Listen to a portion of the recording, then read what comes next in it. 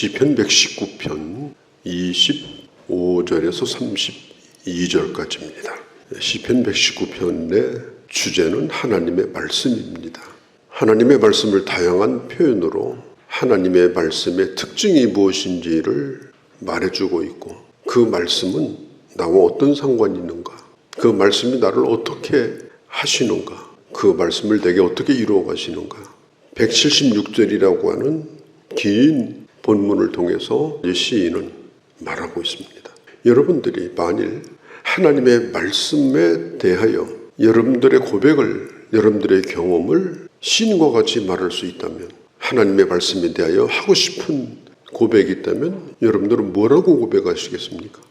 여러분들의 언어로 시편 119편을 묵상하면서 한번 스스로가 생각해 볼 필요가 있습니다. 성경 구절 몇 구절을 머릿속에다 저장해 두고 또 몇 구절 분석해 보고 공부해 보고 그런 차원이 아니고, 하나님의 말씀이 아주 인격적이고 구체적인 경험적인 내 고백이 뭔가, 그런 고백을 긴 말로 아마 시간을 줬다면 더 했을 겁니다. 25절에서 32절까지 짧지만 말씀의 순서를 따라서 보도록 하겠습니다. 내 영혼이 진토에 붙었사오니, 진토에 붙었다는 말은 죽음에 이르렀다는 뜻입니다. 무기력해졌다는 뜻입니다. 슬픔에 빠져 있다는 뜻입니다. 이 붙었다는 말은 하나가 되었다는 뜻이에요. 히브리어로 다마크라고 하는 말인데, 이것은 매우 가깝게 되었다, 뗄래야 뗄 수 없게 되어버렸다, 아니 떼려고 해도 떨어지지 않는다, 그런 상황을 말하고 있습니다. 하나가 되어버린 것입니다. 내 영혼이 진토에 붙었다. 스스로가 가서 붙을 수도 있고 어쩔 수 없이 진토에가 붙어 있을 수도 있습니다. 이 진토라는 말은 표르라고 하는 말인데, 이것은 그냥 상징적으로 수치스럽다, 또 저주스럽다, 그런 거예요. 하나님의 사람은 진토가 자랑이 돼서는 안 됩니다. 아주 진토와 가깝게 돼가지고 완전히 섞어져가지고 뭐가 수치스러운지 뭐가 자랑스러운지 그것도 분별이 안 돼가지고 헛된 자랑에 붙어서 살다가 어느 날 그런 것들이 다 사라지게 되면 그냥 먼지가 바람에 날려버리듯이 아무것도 남지 않는 그런 상황이 얼마든지 올 수가 있습니다. 우리 영혼이 진토에 붙어 있으면 영혼이 침체될 수밖에 없습니다. 하나님이 말씀하셨잖아요. 너는 흙이니 흙으로 돌아가라. 근데 흙으로 돌아간 것도 아니에요. 아직도 주님이 이 세상에 살려두셨어요. 그런데 진토에 바짝 붙어가지고 죽은 것처럼 사는 겁니다. 완전히 세상과 하나가 돼가지고 맛이 다 가버린 거예요. 영적인 게 사라져 버렸어요. 하나님에 대한 소망도 없어요. 그냥 거기 붙어서 온갖 먹고 마시고 그냥 그런 재미로 살고 그런 자랑으로 살고 그거 외에는 아무것도 없어요. 흙으로 돌아가라, 이것은 죽었을 때를 얘기하는 건데 이미 그렇게 살고 있는 겁니다. 이 기가 막힌 일 아닙니까? 오늘 25절 뒤에 보면 이렇게 말합니다. 주의 말씀대로 나를 살아나게 하소서. 정말 이 기도가 우리에게 필요합니다.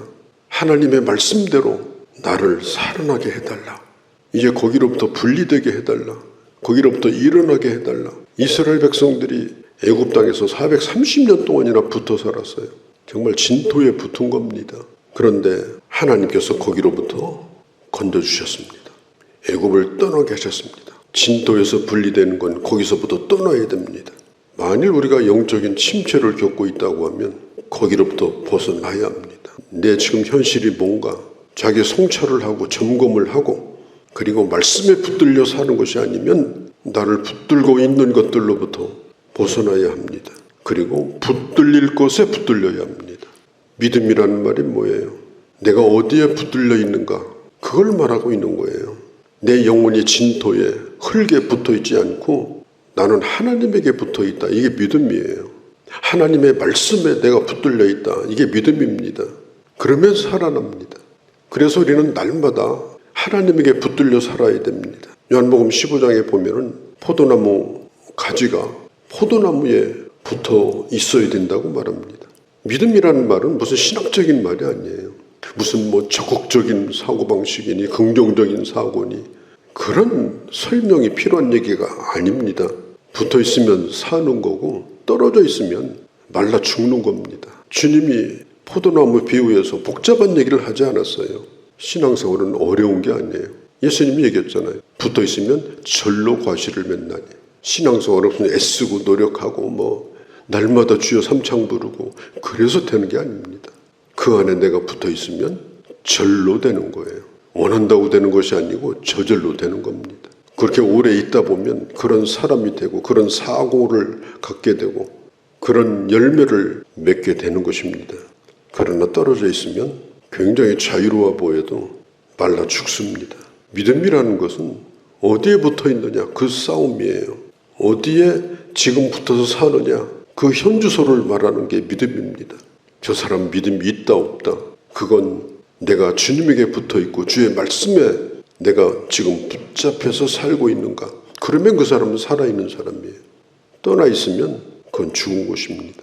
말씀에 붙들려 있으면 저절로 과실을 맺어요. 말씀에 붙들려 있으면 하나님께서 인도하십니다. 종이장 하나는 손가락으로도 뚫지만 벽돌에 붙어 있으면 얘가 구멍나지 않습니다. 칼이 부러집니다. 중요한 것은 뭐냐? 내 힘이 아니에요. 나를 찌르는 사람이 얼마나 강하냐 그게 아니에요. 오늘 내가 주님에게 붙어 있는 겁니다. 주여 내 영혼이 진토에 붙어버렸습니다. 그러니 하나님의 말씀대로 이제는 다시 좀 살아나게 해달라고 믿음의 사람이 되게 해달라고 지금 그렇게 기도하고 있는 것입니다. 26절 주님께 나의 행위를 아뢰입니다. 행위가 뭐예요? 내가 오늘 가고 있는 길이에요. 내가 가고 있는 길에 대해서 물어야 돼요. 우리는 길을 가고 있잖아요. 믿음의 길을 가기도 하고 아닌 길도 가게 하고 사랑하는 길도 가기도 하지만 미워하는 길을 가기도 하고 그 길에 대해서 물어봐야 돼요. 물어봐야 됩니다. 내가 지금 계획하고 있는 거 그게 옳은 건지 입을 열어서 한번 오늘 물어보세요. 오늘 아침에 추상적으로 묻지 말고 내가 지금 어딘가에 기록해놓고 머릿속에 담아놓은 계획들이 정당한 것인지 내 길에 대해서 물어봐야 됩니다. 그게 행위라는 뜻이에요. 주께서 응답하셨으니 그러면 주님 응답하십니다. 내가 어떻게 해야 될는지 주의 율례들을 내게 가르치소서. 내가 뭘 해야 될지 모르고 할 때가 너무나 많습니다. 그냥 감정 내키는 대로 그냥 환경 따라서 아무 생각 없어요. 그냥 반사적으로. 예수 믿는 사람은 응답적으로 살아야 되는데 응답이 뭐예요? 생각하고 하나님 앞에서 생각하고 사는 게 응답이에요. 반사는 뭐예요? 밟으면 꿈틀거리고 건드리면 한 대 치고 그게 반사예요. 제일 잘하는 게 조폭들이 그걸 잘해요. 우리 예수 믿는 사람은 내가 어떻게 행해야 될지 주님이 내게 응답하셨으니 내게 가르치셨으니 이제는 그 귀한 일들 내게 가르쳐 주신 그 귀한 일들 27절에 주의 법도 이 말은 절차, 안내, 설명, 지도 이런 뜻이에요. 주님이 내게 가르쳐 주신 것들 그런 것들을 스치는 생각으로 지나치지 말고 내 입에 읊조리라. 잊어버리지 않도록. 읊조린다는 말은 묵상한다는 말이에요. 그걸 깊이 이해하고 하나님의 뜻에 대해서 깊이 공감하고 내가 그렇게 살아야 되겠다. 잊어버리지 말아야 돼요. 그게 묵상하는 거예요. 그게 하나님의 말씀 앞에서 반응하며 사는 모습입니다. 오늘 이 시인은 대단히 안 좋은 환경에서 이 고백을 하고 있는데 지금 그의 환경이 어떤지를 잘 말해주는 게 28절입니다. 나의 영혼이 눌림으로 말미암아 누가 싸우니 주의 말씀대로 나를 세우소서. 이 구절을 풀어서 말하면 이렇습니다. 내 영혼이 슬픔으로 지금 흐느끼고 있습니다. 내 영혼이 지금 슬픔에 빠져 있습니다. 사람은 큰 상처를 받으면 그 아픔에서 벗어나지 못하고 오래갑니다. 한번 삐끗만 해도 그래요. 저도 한번 삐끗하면요 어떤 때는 3달도 가요. 내가 한 일이 없어요. 10kg도 안 되는 거 어떻게 들다가 삐끗했는데 3달을 치료받아요. 그리고 고생을 해요. 사람은 쉽게 상처를 받아요. 상처받는 건 사소한 것 때문에 받는데 그게 굉장히 오래갑니다. 잘 붙질 않아요. 유리잔을 바닥에 던지면 금이 가는 게 아니에요. 그냥 금이 가는 건 그냥 붙이고 살아도 되는데 깨져버리는 거예요. 녹는다는 말은 존재가 사라진다는 뜻이에요. 내가 누군지, 내가 어떤 사람인지. 그래서 사람은 고난과 상처로 자기 존재가 깨어져 버리고 그 아픔에서 벗어나지 못하는 일들이 많습니다. 내 영혼이 눌림으로 말미암아 녹았다.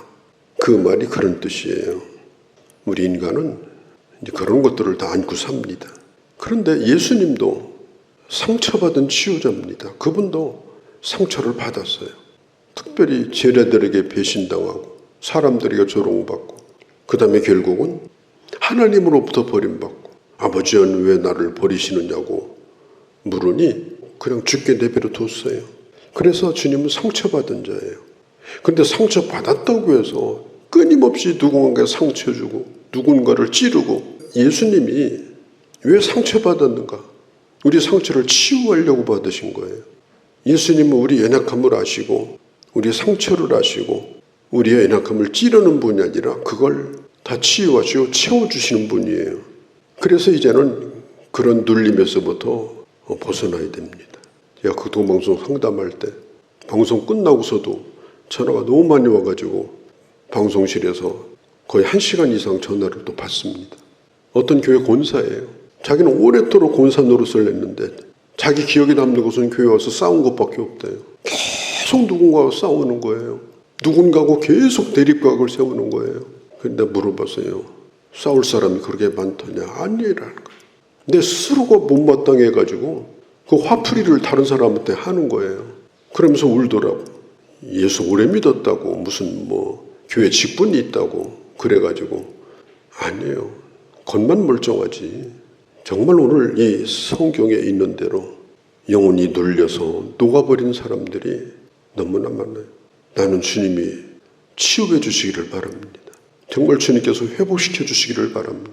우리가 예수 믿는 사람이니까 그렇게 하는 방법은 기뻐하며 사는 거고 감사하며 사는 거예요. 기뻐하며 살아야 돼요. 그리고 모든 일에 감사하며 살아야 돼요. 그래야 그 영혼의 눌림에서 벗어날 수가 있습니다. 영성 중 최고의 영성이 뭐냐? 큰 목소리로 기도하고 찬송을 어마어마하게 큰 소리로 하는 게 아니에요. 기뻐하며 감사하는 게 최고의 영성입니다. 그리고 깨어서 날마다 기도하는 것입니다. 우리 부모도 어려운 시절에 나를 낳고 그들도 살아가는 것이 너무 힘들어가지고 나를 충분히 배려하지 못하고 충분히 먹이지도 가르치지도 좋은 환경도 좋은 DNA도 물려주지 못하고 그렇게 살았던 경험들을 사람들은 나름대로 다 가지고 있습니다. 그리고 우리 민족이 가지고 있는 이 식민지 문화 또 전쟁을 겪으면서 겪었던 이 사상적인 이런 갈등들 또 문화적인 불이익들 옛날에 이 여성들은 얼마나 불이익을 당했습니까? 여자로 태어났다는 이유만으로 낳는 순간 찬 뒷방에 던져진 것이 여자 아닙니까? 뭘 가르칩니까? 남의 집 식무살이나 보내고 그게 우리가 겪었던 현실입니다. 부모들도 젊었을 때 그들이 뭘 알겠습니까? 그것도 그들의 부모로부터 또 배운 것들을 그렇게 하고 있었어요.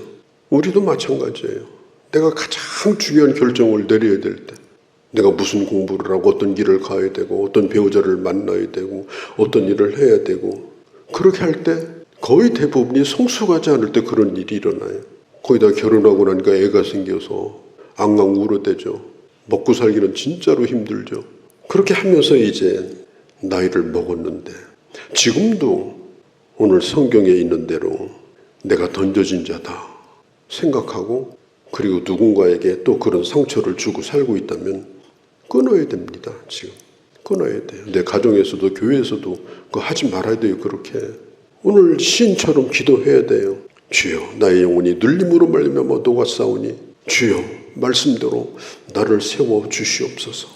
이 세워준다는 말은 예수님이 죽었던 아이를 살려주시면서 소녀야 일어나라 할 때 일어나라는 말과 같은 말입니다. 하나님의 말씀이 나를 살려주시고 하나님의 방법대로 나를 인도해달라고 기도해야 돼요. 시편 119편 말씀은 좋은 말씀이 아니에요. 내가 깊이 묵상하고 그리고 그 말씀이 정말 기이한 법이 되어서 내가 날마다 읊조릴 수밖에 없고 그 말씀이 나를 세워주는 말씀이 되어야 합니다. 31절에 내가 주의 증거들에 매달려 싸우니 이 매달렸다는 말은 25절에 붙었다는 말과 같은 단어입니다. 다바크라고 하는 같은 단어예요. 우리는 하나님의 말씀에 붙어 살아야 되고 매달려 살아야 돼요. 진토에 붙어 있으면 안 돼요. 진토에 붙으면서도 부끄러운 줄을 모르고 살면 안 됩니다. 내가 주의 증거들, 말씀에 매달렸으니 더 이상 내가 수치를 당하지 않게 해달라. 32절에 주께서 내 마음을 넓히시면 내가 주의 계명들의 길로 달려가리이다. 내 마음을 넓혀주시기를 기도합니다. 하나님, 내 마음을 넓혀주세요. 그래서 이제는 어떤 것도 내게 상처가 되지 않고 그에 대해 운명이라고 받아들이지 않고 정말 이제는 하나님의 자녀답게 하나님의 사람으로 걸어갈 수 있도록 그런 은혜를 달라고 오늘 이 시인이 드리는 이 기도가 우리의 기도가 되기를 바라고 그런 응답이 여러분들의 기도와 말씀 가운데 하나님께서 여러분들에게 그런 은혜를 베풀어 주시기를 주 이름으로 축원합니다. 걸어가신 우리 아버지, 오늘 이 시인의 절박한 기도가 사실은 우리의 기도이고 우리의 형편이고 우리가 살아왔던 길입니다. 단순히 바람이 아니고 아버지의 진정한 이것이 우리의 소원이 되어져서 이제는 예수 그리스도 안에서 이제 우리로 하여금 우리의 마음을 넓혀주시고 이제는 주의 계명의 길로 힘차게 걸어가고 내가 힘쓰고 애써서가 아니라 절로과 실을 맺는 참으로 은혜롭고 참으로 풍성한 하나님의 은혜를 경험하고 나눠주며 사는 그런 저희가 되게 하여 주옵소서. 우리 주 예수님의 이름으로 기도하옵나이다.